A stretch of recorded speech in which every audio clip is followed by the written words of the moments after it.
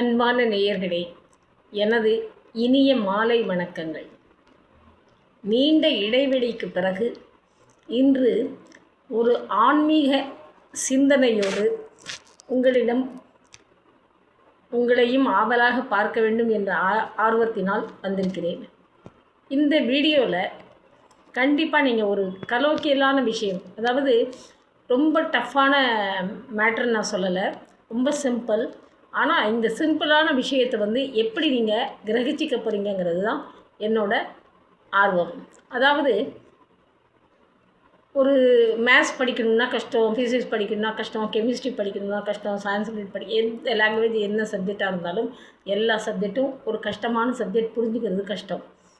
ஆனால் ஒரு விஷயம் ரொம்ப ஈஸியானது. அது எப்படி அப்படின்னு கேட்டாக்க, ஒரு பொருளை நம்ம சாப்பிடும் பொழுது இனிப்பு சாப்பிட்டாக்கா இனிப்புங்கிறத உணர்றோம், கசப்புன்னா கசப்புன்னு தெரியுது, ஓர்ப்புன்னா ஓர்ப்புன்னு தெரியுது. அது எப்படி சாப்பிட்ட உடனே தெரியுதோ அதே மாதிரி தாங்க இந்த சின்ன விஷயம். எப்படின்னு கேட்டாக்க, நமக்கு மீறிய ஒரு சக்தி இருக்கிறது.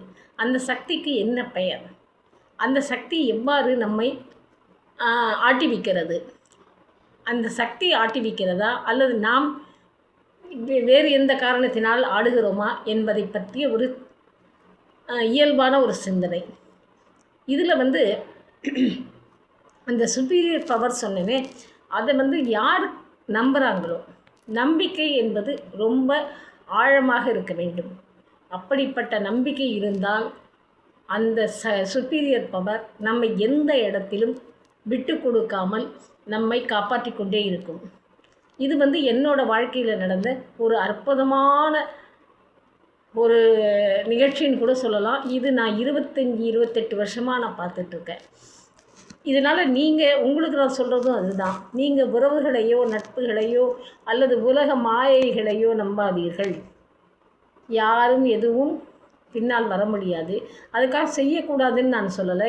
எல்லாருக்கும் எது முடியுமோ அது செய்யணும், எந்த நேரத்தில் செய்யணுமோ. அதுக்கு தான் அப்போவே எழுதி வச்சாங்க, பாத்திரம் அறிந்து பிச்சை இடு. பாத்திரம் அறியாமல் பிச்சை இடாதே. அதே மாதிரி எந்த மனுஷனுக்கு என்ன தேவை என்பதை புரிந்து கொண்டு அவர்களுக்கு மட்டும் அந்த தேவையை பூர்த்தி செய்தால் உனக்கு நன்மை நடக்கும். இருக்கிறவங்களுக்கே எல்லாத்தையும் கொடுத்து அள்ளி கொடுத்து பெருமையாக பேசிகிட்டு இருந்தாக்கா அதில் ஒரு பிரயோஜனமே இல்லை. அதை தவிர இந்த சிந்தனையை விட்டுட்டு இறைவன் சிந்தனையோடு சேருங்கள். இறை சிந்தனையில் நம்பிக்கை வச்சுக்கோங்க.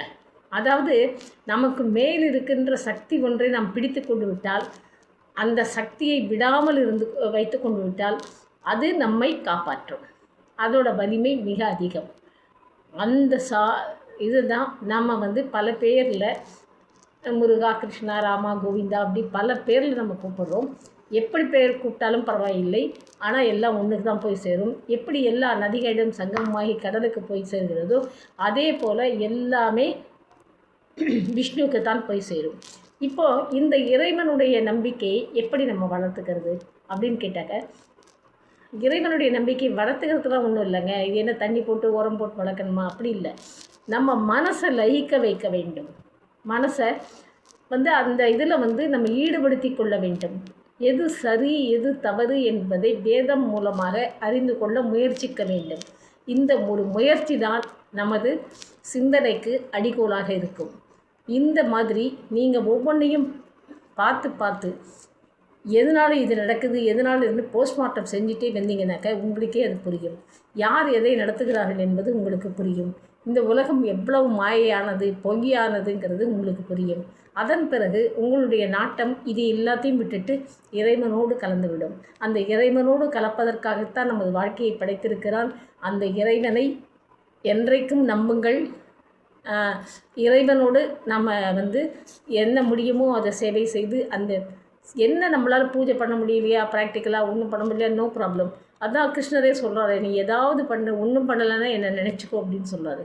அதே மாதிரி நம்ம நினைவுகள் முழுவதும் அவர்களுக்காக விட்டுவிட்டால், இறைவனுக்காக விட்டுவிட்டால், அந்த இறைவன் நம்மை எந்த நேரத்திலும் கைவிட மாட்டான். இது நம்பிக்கை, சத்தியம். நன்றி, வணக்கம்.